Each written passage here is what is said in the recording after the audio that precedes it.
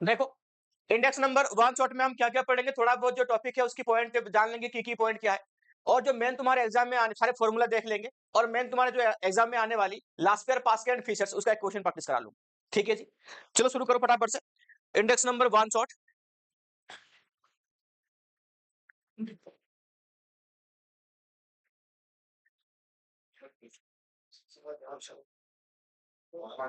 चलो, index number actually क्या है, इसकी डेफिनेशन एक बार अपनी जो हाईलाइट करूंगा ना की पॉइंट वही लिखना, हर किसी को मत लिख लेना, टाइम नहीं है इतना लिखने का।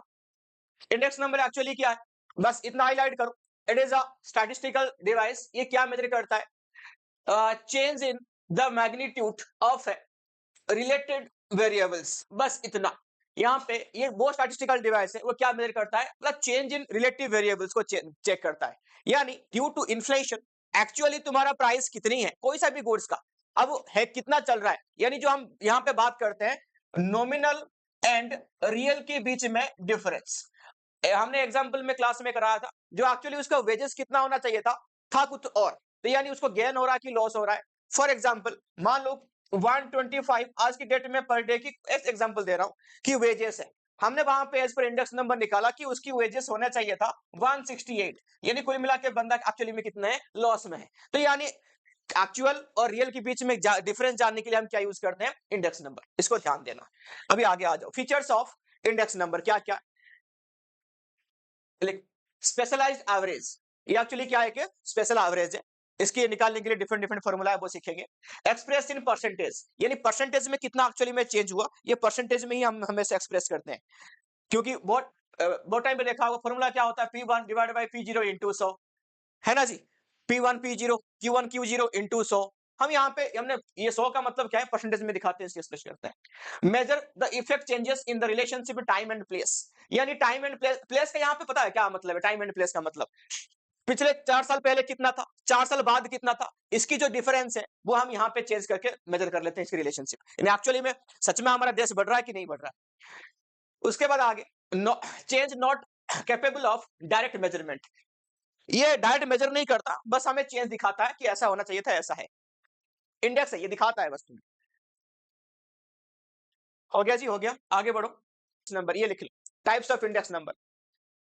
प्राइस इंडेक्स नंबर, इसी को हम पढ़ते हैं मैक्सिमम टाइम पे, यही पढ़ते हैं एक्चुअली में, यही एग्जाम में आता है।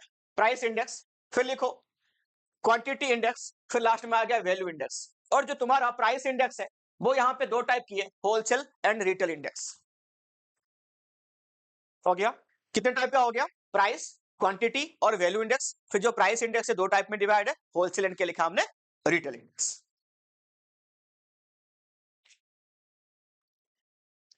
कंज्यूमर प्राइस इंडेक्स, ये क्या दिखाता है वो लिखेंगे, फिर कितने मेथड है वो लिखेंगे, फिर आगे बढ़ जाएंगे। Reflect the average increase in the cost of commodities consume by a class of people so that they can maintain the same standard of living in the current year as in base year। ये क्या बोल रहा है कि वो time पे ऐसे होता है, मैंने एग्जांपल भी दिया तुम्हें, जाके किसी को पूछना अपने घर वाले को कि 10 साल पहले तुम्हारा सैलरी कितनी थी, वो कोई बोलेंगे ठीक है, जो बढ़िया सैलरी होता है ना 10 साल पहले, वो 50,000 होता है। कितना होता है, 50,000। जितना वो जैसे जीता था, आज की डेट में उसकी सैलरी अभी 3 लाख भी हो गया होगा ना, वो सेम ही जीता होगा। क्योंकि नॉर्मल गुड्स मतलब कॉस्ट ऑफ लिविंग इंडेक्स यहाँ पे बढ़ती जा रही है, इसलिए वही है कि क्या है क्या नहीं वो हम देखते हैं। यहाँ पे कंज्यूमर प्राइस इंडेक्स के बारे में बात करते हैं। कंज्यूमर प्राइस इंडेक्स कितने मेथड में होता है हमारा, एक तो ये, एक सेकंड नहीं है इसमें, दो मेथड में लिखो, क्या क्या है, हाँ है इसमें नीचे देखो, एग्रीगेट एक्सपेंडिचर मेथड और दूसरा है फैमिली बजट मेथड। ये सबकी फॉर्मूला लास्ट पेज में वो एक बार फिर हटा दूंगा, एग्रीगेट एक्सपेंडिचर मेथड और family budget method.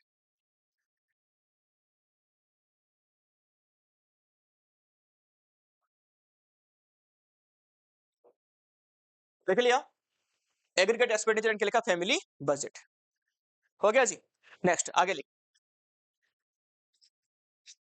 Use of consumer price index, इसका क्या यूज है देखो, कंज्यूमर प्राइस इंडेक्स का देखो यहाँ पे, helps in wage negotiation, formulation and wage policy. ये कुछ लिखो, वेज नेगोशिएशन,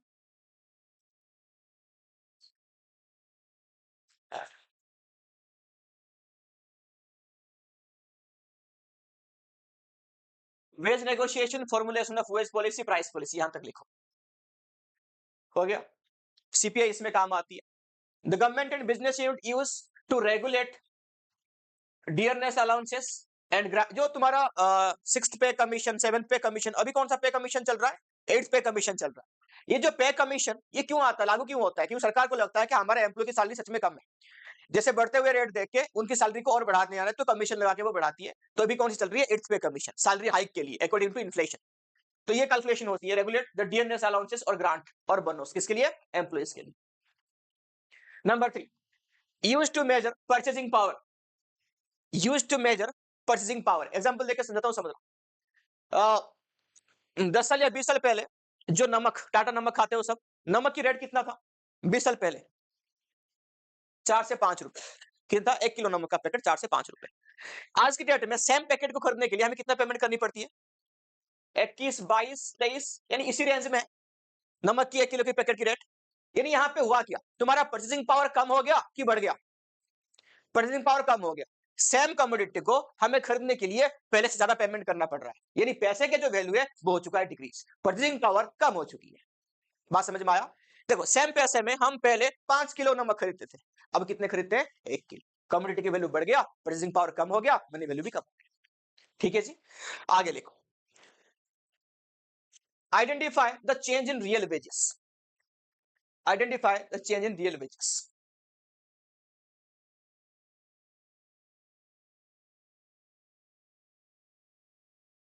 हाँ, ये वाला मत पढ़ लिखना, ये वाला लिखो।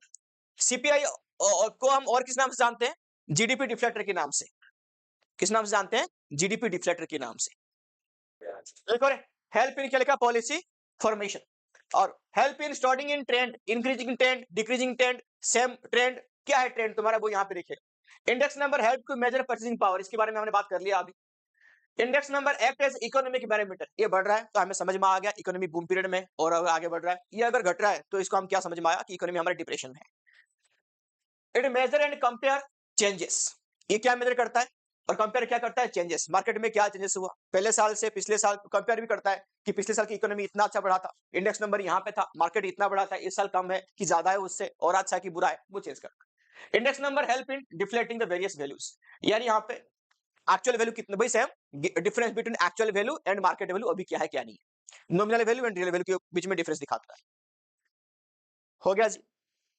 लास्ट लिखो limitation, provide relativity changes only, यानी अगर तुम कंपेयर करोगे तो सेम सेम टाइप की गुड्स के बीच में चेंजेस तुम्हें पता लगेगा, दूसरे गुड्स के बारे में नहीं पता लगेगी।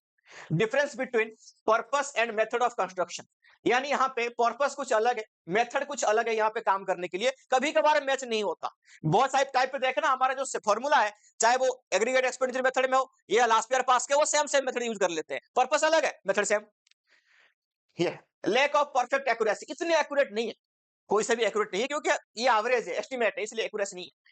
इग्नोर क्वालिटेटिव चेंजेस, यानी कितना क्वांटिटी चेंज होगा वो बता देगा, क्वालिटी में एक्चुअली कैसा चेंज हुआ। फॉर एग्जांपल क्या नाम है इसका, तुम्हारे पास मोबाइल फोन कीपैड वाला होगा, कीपैड मोबाइल फोन पहले जमाने में कितने रुपए में आता था?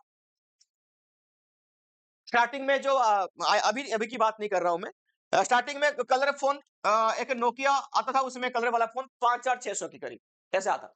आज की डेट में फोन सस्ते थोड़ी ना है, उससे महंगा है, बट फिर भी हम क्वालिटी नहीं देखे, हम प्राइस को देख के बोलेंगे कि रेट बढ़ गया, बट एक्चुअली में क्या है, उस फोन में कुछ भी नहीं था, इस फोन में बहुत कुछ है, इंसान के बिगाड़ने से लेके इंसान को बनाने तक बहुत कुछ है इस फोन में, इसलिए तो नाम इसका स्मार्टफोन है ना। ठीक है जी, तो फीचर को हम देखते नहीं, क्वालिटी नहीं देखते, ओनली प्राइस चेंज हुआ वही देखते हैं। नेक्स्ट लिखो, मैनिपुलेशन आर पॉसिबल। मैनिपुलेशन क्या है? मैनिपुलेशन क्या है? मैनिपुलेशन मतलब धोखे में रखना, अंधेरे में रखना, कुछ और दिखाना, कुछ और बेचना, manipulation, account manipulation, window dressing, है ना जी, ये हो सकता है, इसमें पॉसिबल है। हो गया जी, आगे बढ़े। नेक्स्ट फॉर्मूला फटाफट से अपनी कॉपी में लिख लो, याद कर लो किसकी क्या फॉर्मूला है।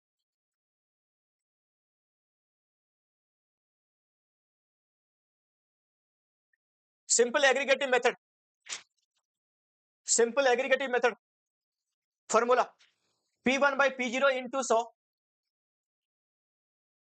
फटाफट से गोली की स्पीड में लिखते जाओ। P1 by P0 into 100, P1 current year price, P0 पेश ईयर प्राइस, और ये P01 ये किसकी इंडेक्स नंबर की सिंबल है। हो गया जी। फिर आ जाओ simple average price relative method, sigma P1 by P0 into 100 divide by m यानी number of items. Next weighted में आ जाओ, वेटेड में ये एग्जाम में आएगा, ये तीनों साथ में ही एग्जाम में आएंगे, तो इसको लिखना दोबारा प्रैक्टिस करना बहुत जरूरी है। तो लिखो इसको लास्ट पेयर को हम किस मेथड में के नाम से जानते हैं, बेस मेथड। ये कौन सी मेथड है, करंट मेथड। तो बेस मेथड लास्ट पेयर सारे जीरो आएंगे, लिखो P1 Q0 divide by P0 Q0 into 100, तो हमेशा 1 मतलब प्रेजेंट और 0 मतलब पास्ट, Q में भी सही, Q में भी सेम है, Q0 का मतलब प्रीवियस ईयर और Q1 के दिखेगा तो क्या मानना, current year quantity, Q for quantity. पास के P1 Q1 divide by P0 Q1 into 100, दोनों को कंबाइंड करो, स्क्वायर रूट में क्या आ जाएगा तुम्हारा, फिशर्स मेथड।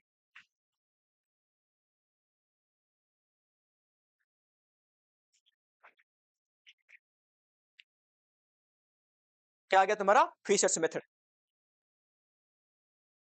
हो गया, लिख लिया हम सबने। आगे लिखो weighted average price relative method, weighted average price relative method, weighted average price relative method.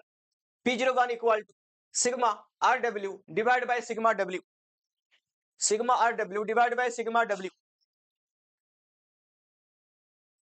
हो गया, सिग्मा RW डिवाइड बाय क्या लिखा, sigma W। R for relative price, यानी इसकी R की फॉर्मूला क्या है सबको पता हो गया, P1 divide by P0 into 100। और W का फॉर्मूला, W अगर दिया होगा तो अच्छी बात है, नहीं दिया होगा तो क्या हो जाएगा, P0 into Q0, P0 into क्या लिखा, Q0। Aggregate expenditure method is equal to, हमने क्या लिखा, लास्ट पेयर, सेम है, same equal to Laspeyres method. Family weight method is equal to ये weighted average price relative method.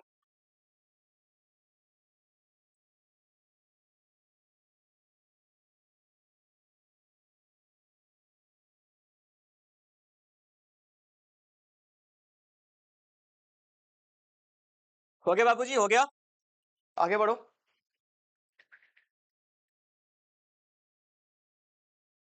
Index number of industrial production, industrial production लिखो, sigma Q1 production है तो खाली quantity के base पे होगा, ठीक है, याद रखना। उसको प्राइस रिलेटिव होता तो प्राइस के बेस पे होता, तो यहाँ पे फॉर्मूला सेम उसी के हिसाब से क्वांटिटी के बेस पे Q1 by Q0 into 100 divide by sigma W। In W क्या पता है, ये हो गया, पहले से लिखवा दिया, फटाफट से लिख लो। हो गया जी, हो गया।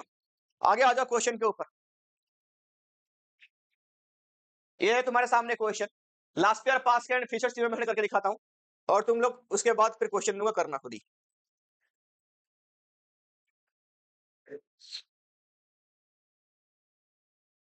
बनाओ टेबल,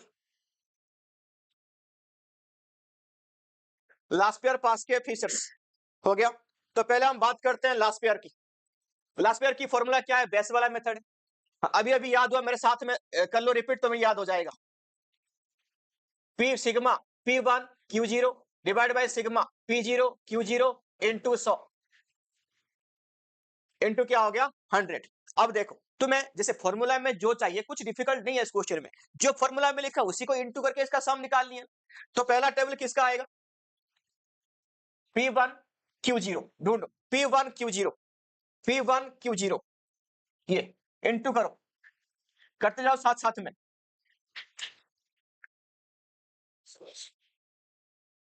छुप गया रे,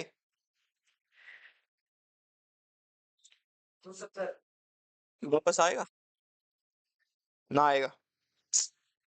ये 30 इंटू 9 ना, बताओ दोबारा क्या निकाल लेते हम, P1 Q0 पहले कितना था, 600 400, यही था, सिग्मा कर दो, सिग्मा कर दो।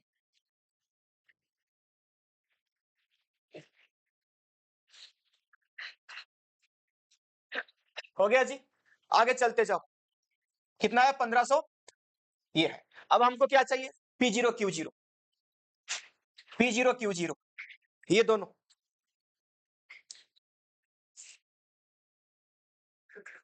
हो गया, हाँ ये P0 Q0 की लिखा 500, फिर क्या आ गया 320, 60 इंटू 2.5, 60 इंटू 2.5 150, और ये लास्ट में ये कितना है 30 इंटू 12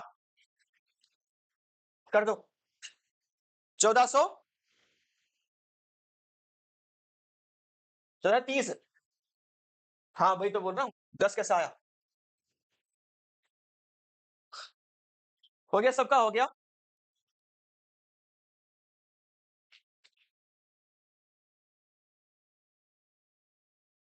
हो गया आगे बढ़े चलो। तो यहाँ पे कितना आ जाएगा P1 Q0 1500 70 divide by 1330 into 100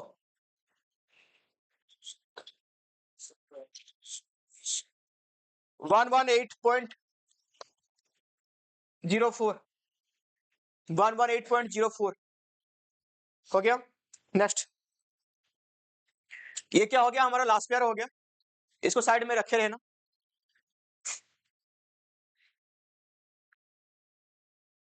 हो गया जी हो गया। लास्ट पेयर का आंसर मैं ही ले देता हूं 118.04 पास के लिखो फटाफट से पास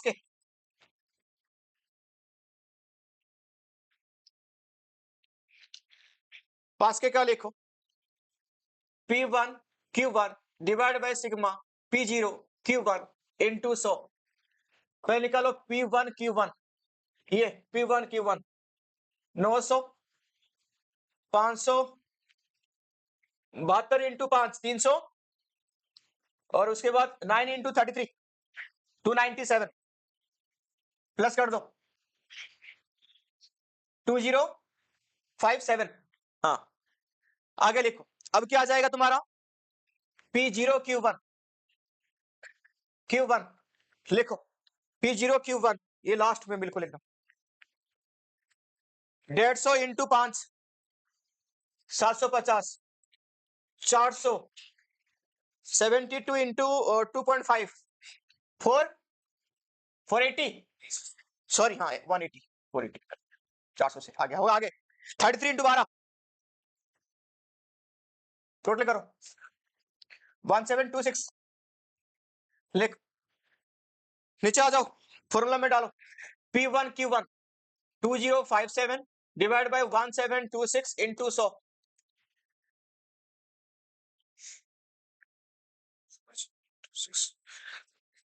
17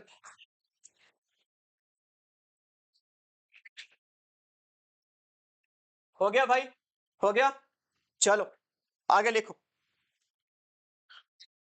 तुम क्या निकालोगे फीचर्स का सेम ऑलरेडी सब निकाल चुका हो अंडर रूट में कर दो स्क्वायर रूट अंडर रूट में डाल दो लास्ट पेयर वाला 1.18 इंटू 1.19 बाहर इंटू 100 कर देना बाहर इंटू क्या कर दो 100 हो गया कितना आ गया बता दो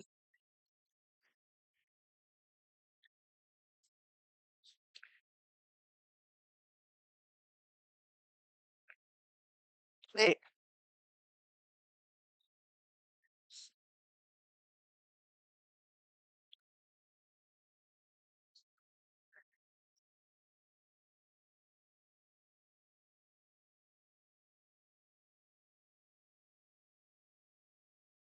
1.18 नहीं 1.18 आ रहा है और आगे इसमें 4 लगा दो ऐसे आ रहा है तो उसको कर दो क्लोज इंटू 100 118.4 ये हो गया आंसर क्या क्या हाँ स्क्वायर रूट निकाल इंटू करके निकालना क्या ये इजी दोनों सेम आसपास में है वही उसी के पास आएगा वो आंसर हो गया जी। तो ये हमारा क्या हो गया लास्ट पेयर पास के फीचर्स एग्जाम में यही पूछेगा तुम्हारा 6 मार्क्स का तो इसको प्रैक्टिस कर लेना हो गया जी।